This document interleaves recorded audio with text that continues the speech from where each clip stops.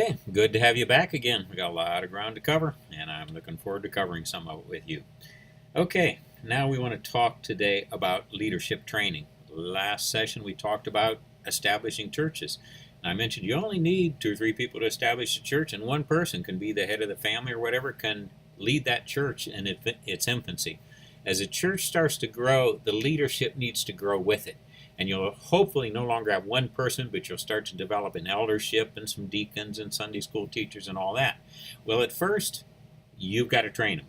There's not going to be any way that they're going to find trained people in a country. Usually, it's up to you to train them.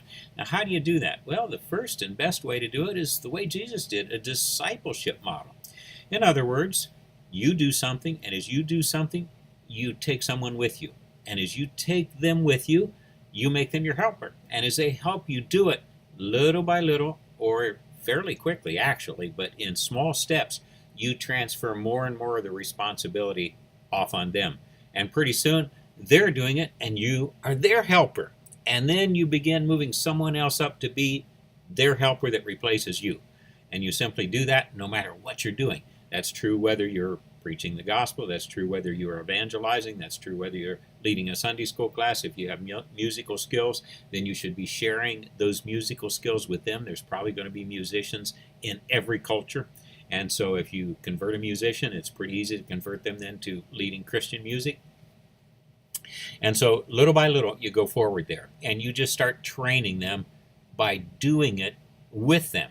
Now, you can't train somebody to do something you can't do. And so if you can't do everything, you do what you can do, and then you try to find help doing the rest. Now, in my own case, I'm not a musician. The only way I could play a song is turn on the radio or the MP3 player or something like that, because I am not musical.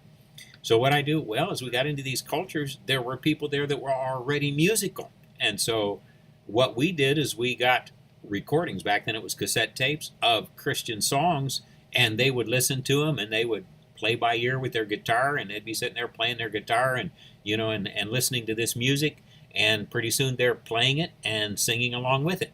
And so that's what I did. I couldn't do it myself, but I could get the tapes. I could get, we got some records too, and we had a hand crank record player type thing that we could use with them, and all that kind of stuff. But we managed to do it. Most of it was on cassette tapes back then. Nowadays, it's much easier with something like a chip that they can put in their computer or in their cell phone or whatever, that type of thing, and you can do it. So whatever you can't do, you find some way to do it. Now, when it comes to evangelism, everybody should be evangelizing. I believe that with all my heart. If you're not sharing your faith in the Lord Jesus Christ, I would question how seriously you take that faith in Jesus Christ. And so share it. Just simply tell them why it's important to you. Tell them why Jesus has helped you. Tell them how Jesus has made your life better. And then you go to the gospel, and the basics of the gospel you share with them. That should bring them to faith, repentance, confession, and baptism. And then with that, their Christian walk. So, do it through discipleship at first. Now, after you've gone through the discipleship model and you have the basic church structure set up, you've got somebody that's doing, or two or three people doing the preaching and teaching. In Columbia, we always started with 2 or 3 at a time. We never ever had one preacher. In fact, most of our churches today still have a preaching eldership rather than one preacher. Now, we're not against having one preacher. It's kind of hard to do in the beginning. One guy can't do it because there's no salary.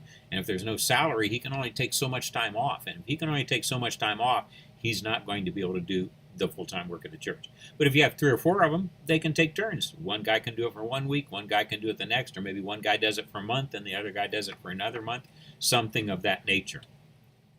And so you train them, you start setting them up, and as quickly as possible, you start moving out. Now, in my case, it was easy. We were out in the jungle all by ourselves. We were starting a church here, starting a church over there. We started 4 churches, I think it was, in our first 2 or 3 years there.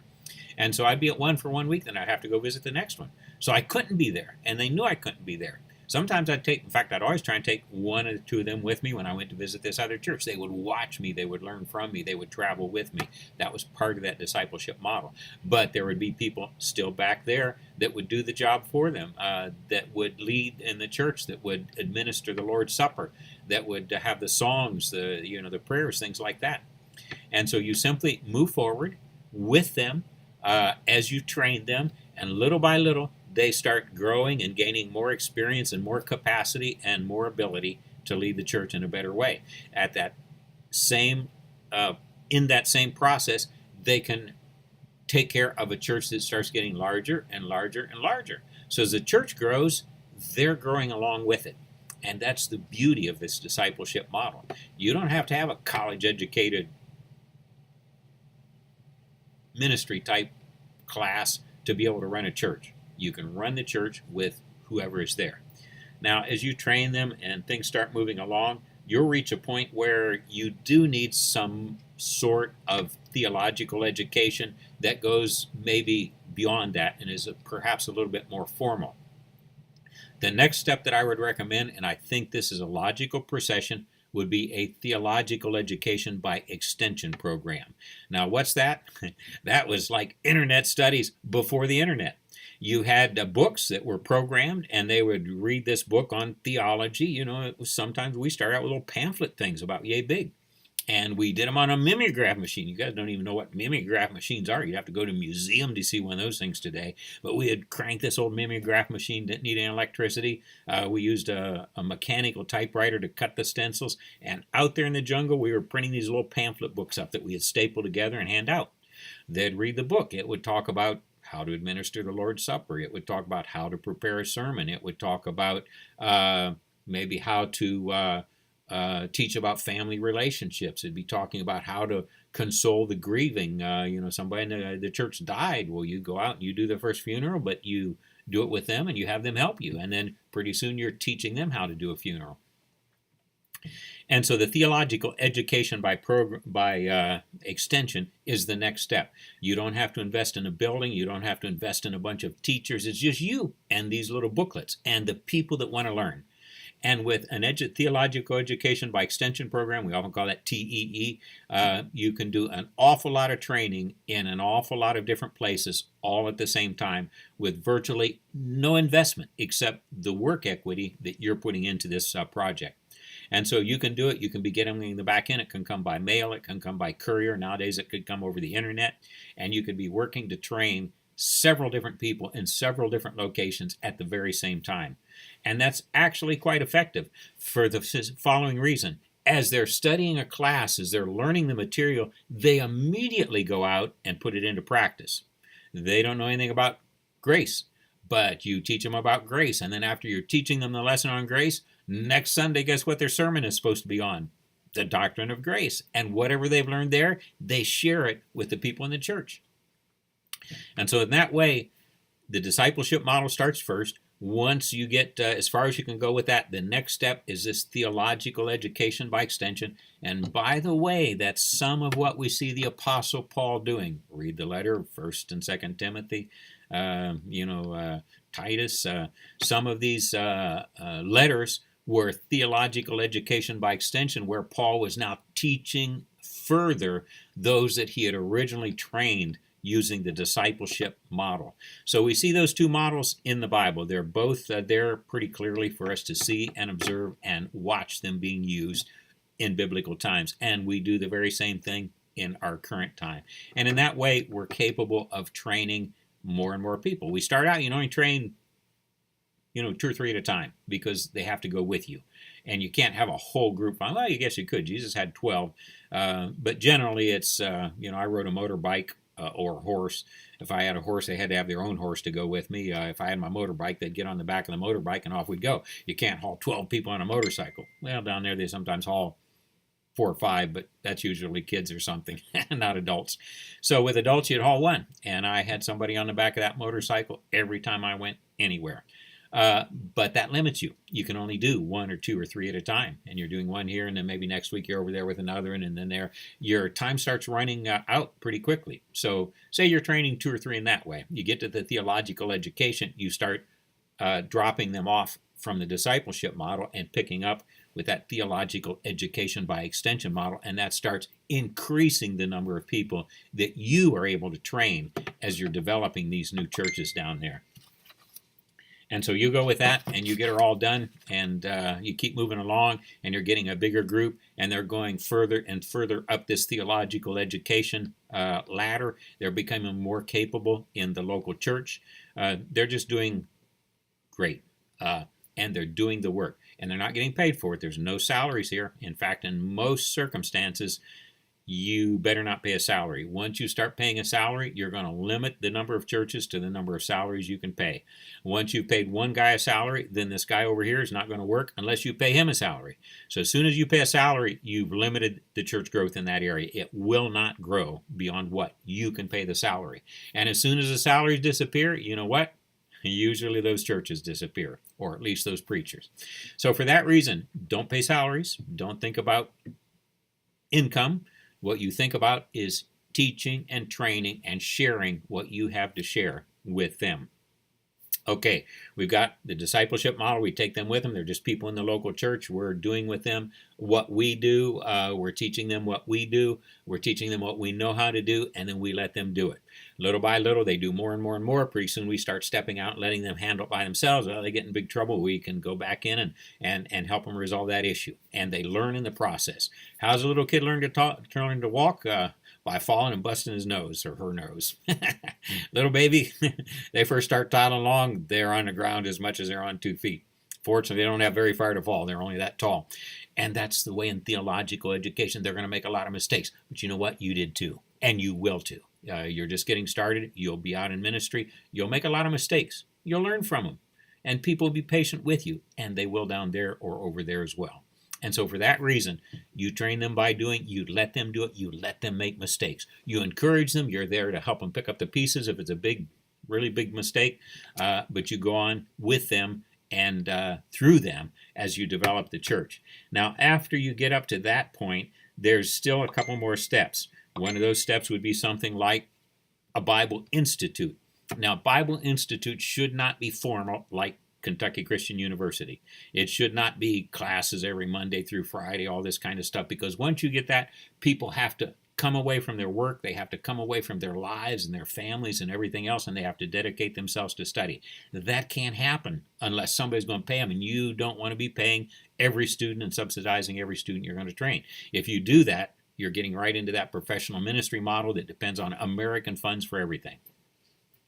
So in the Bible Institute model, it meets when they can meet, in the evenings, on the weekends, during holiday breaks, something of that nature. And you have classes when they're available. No other time of the day or of the week will you have a class. So when they're available, you set up the classes. You do it in an intensive format. You do it for maybe 2 months at a time or 3 months at a time. You take a break, then you start over again with another class. You teach maybe 1 or 2 classes at a time. That's all you're going to be able to do. Maybe one is theological, maybe the other is practical. So one will be doctrinal issues and biblical truths. The other one's going to be the how-to of doing ministry. And so you just keep moving along through that. We have a 3-year Bible Institute program down there. I typically was the one running it. Now, I couldn't be down there this last year because of my wife's illness. It kept going in my absence. Now, I don't know how well it's going. It's probably not doing it the way, they're probably not doing it the way I would have done it, but they're doing it. It's still going on in their way of doing it, and they're still training new people. And so as you move up then, you've got step 1, discipleship model. Step 2, theological education by extension. Step 3, now we're at the point of this Bible Institute, and that works for a while. You keep the other 3 going, or the other 2 going. You have all 3 of these steps running concurrently, and you're educating people on several different levels now, not just the very basic, not the intermediary, not the slightly more advanced, but all 3 of those levels, boom, boom, boom, boom, are going at the same time, all the time. Now, after a few years, I don't know, 4, 5, 6, 8, 10, 20, 30, whatever, depends on your country, you're going to need something more yet. You're going to start having young people coming up that want to go into ministry. You're going to have churches that are large enough to pay their own salaries. We have, I don't know, 3 or 4 or 5 churches in Columbia now, they pay their own preacher. Those are the only ones that have a full-time preacher. And so once that happens, people are going to want to go up and be into the ministry. They're going to want to get an official, formal theological education.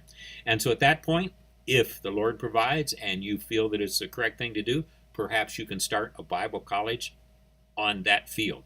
Now, we don't have one in Columbia. Now, we tried for a while. We could not afford it financially. We did not have the number of people we needed to keep it going. We tried. It didn't work, so we canceled it. So we're back now to our first three models, our discipleship, our theological education by extension, and our Bible Institute.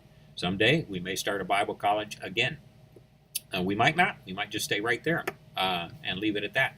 They have been actually going through, some internet classes and taking theological education and things of that type also. So, that's a possibility and will become more and more available to them.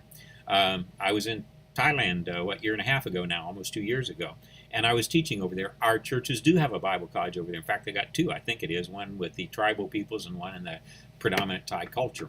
And so I was over there teaching classes for them. They couldn't afford to do everything themselves. They taught what they could, and then in the areas where they could not teach, they would bring people in, and they would teach these 2-week modular classes where you're there every day, all day, and you teach the class. And so I was over there for about 3 weeks, I think, teaching, a couple of these classes with them and for them. And so I was glad to help them out. And if we get to that point someday, we would obviously need people coming in helping us occasionally, and that's simply another way to do it. The very final step, and this one I mentioned with a certain degree of reluctance because it has so many problems, and that would be sending people to the States. You certainly don't want to send your typical young person to the States because they're not mature enough yet. They'll get up here with American materialism. They will see the big salaries we make, and they'll go back thinking they're big shots and they need big salaries and they need to be a preacher like you. Or they will raise American missionary support. They'll go back once that happens. That is extremely damaging to the national church. Every boy that grows up wants to go to the States, study, get to be a missionary, come back, buy a big fancy car, buy a big fancy house, and be a big fancy big shot. That's terribly damaging. So don't send young people up to the States. It simply will not work.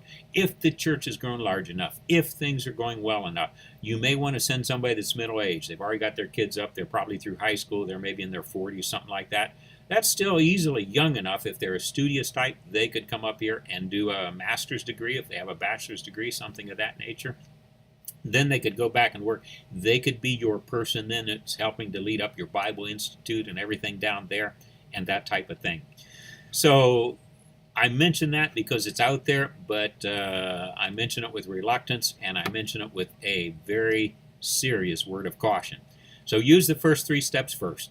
Then when you start getting into things that are more formal, it depends on how fast the church in that area is growing, how wealthy it is. Is it a poor church?